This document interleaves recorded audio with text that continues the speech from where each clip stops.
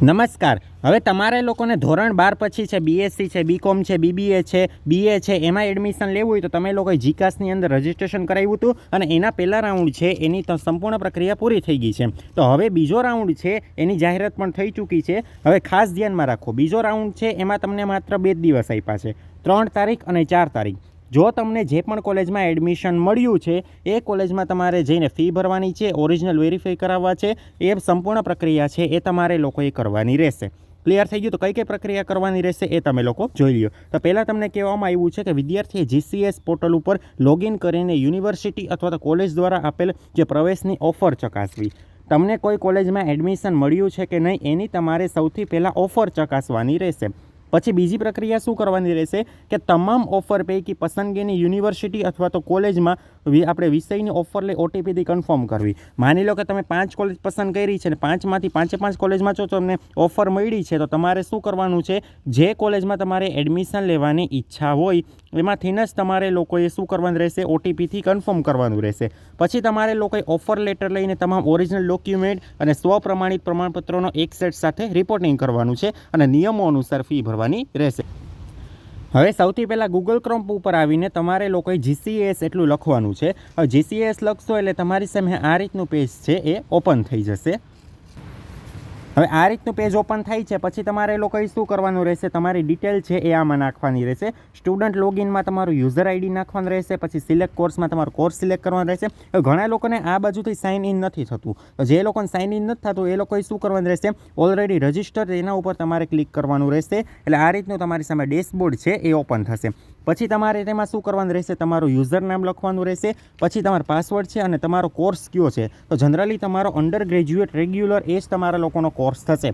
હવે એ કરીને તમારે પાસવર્ડ લખવાનું રહેશે અને કેપ્ચા ફિલ કરીને સાઇન ઇન કરવાનું થશે. હવે જેવું સાઇન ઇન કરશો એટલે તમારી સામે સંપૂર્ણ ડેશબોર્ડ છે એ ઓપન થશે. આમાં બધેમાં જુઓ તમારે લાલ હશે, જો લીલું છે પેમેન્ટ છે, પ્રોફાઇલ છે, એકેડેમિક છે, ચોઇસ છે, સબમિટ છે, વેરીફાઈ છે. હવે આમાં ઓફર, તો એમાં ઓફરમાં તમારે પહેલાં છે એ તમારે અમુકને લાલ હશે ને કન્ફર્મેશન, તમે આ ભાઈએ કન્ફર્મેશન કરાવી દીધું છે એટલે એને બધામાં છે એ લીલા કલરનું ટીક છે. બાકી જે વ્યક્તિએ કન્ફર્મ નથી કરાવ્યું એમાં ઓફરમાં લાલ કલરનું આખું બોક્સ હશે અને કન્ફર્મેશન લખ્યું છે એમાંથી પણ તમારે લોકોએ લાલ કલરનું બોક્સ હશે.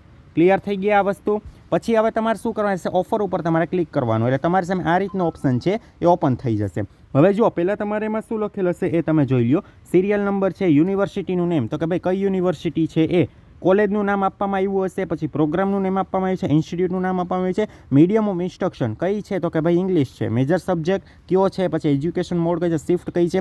પછી જો તમારી સામે 2 ઓપ્શન હશે, એક તો કન્ફર્મ ઓફર. હવે આ 4 કોલેજમાં એડમિશન મળ્યું છે, આમાં તો ઘણી કોલેજો એ લોકોએ સિલેક્ટ કરી હતી એટલે એને છે ને ઘણી બધી કોલેજોમાં એડમિશન મળી ગયું છે. પણ આમાં મેં તમને ઉદાહરણ સાથે 4 ખાલી આપ્યું છે. એમાં જુઓ જેમાં તમારે કોલેજમાં માની કે આ કોલેજમાં જોતું હોય તો સૌથી પહેલાં તમારે કન્ફર્મ ઓફર ઉપર ક્લિક કરવાનું. હવે જેવું તમે તેની ઉપર ક્લિક કરશો એટલે તમારા મોબાઈલમાં ઓટીપી આવશે અને એ ઓટીપી જેવો તમે લોકો નાખશો એટલે તમારે શું આવશે, તો કે તમારું જે અલોટમેન્ટ લેટર છે ડાઉનલોડનો ઓપ્શન છે એ તમારી સામે આવી જશે. જો આમાં ઓફર લેટર છે તો તમારે ડાઉનલોડ છે એનો ઓપ્શન આવી જશે એટલે તમારે લોકો એ ડાઉનલોડ કરી લેવાનો રહેશે.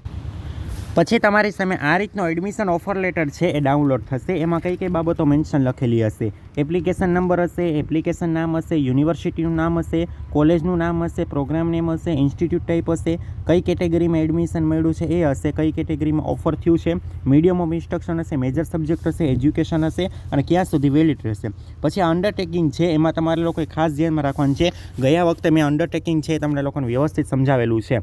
ક્લિયર થઈ ગયું? તમને લોકોને કહી દઉં છું, જો તમને જે કોલેજમાં એડમિશન લેવાની ઈચ્છા છે, સેકન્ડ રાઉન્ડમાં જે કોલેજમાં તમને ફાઇનલ હોય કે ભાઈ તમને લોકોને એડમિશન છે એ તમને મળી ગયું છે તો તમારે લોકોએ એ જ કરવાનું રહેશે. તમારે સૌથી પહેલાં હશે ને ઓફર, તમારે શું કરો, ઓફર લેટર ડાઉનલોડ કરવાનો છે. પછી જે કોલેજમાં એડમિશન મળ્યું છે એ કોલેજમાં તમારે જવાનું છે. ખાસ ધ્યાન રાખજો, ખાલી એમનેમ નથી જવાનું. આ ઓફર લેટર છે એની પહેલાં તમારે લોકોએ પ્રિન્ટ કાઢવાની રહેશે.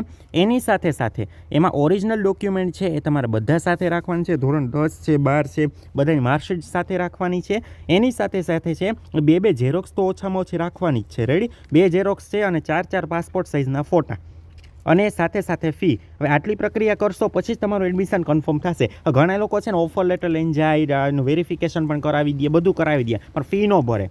ફી નહીં ભરો એટલે એડમિશન તાત્કાલિક કેન્સલ કરી દેશે એ લોકો. ક્લિયર થઈ ગયા આ વસ્તુ?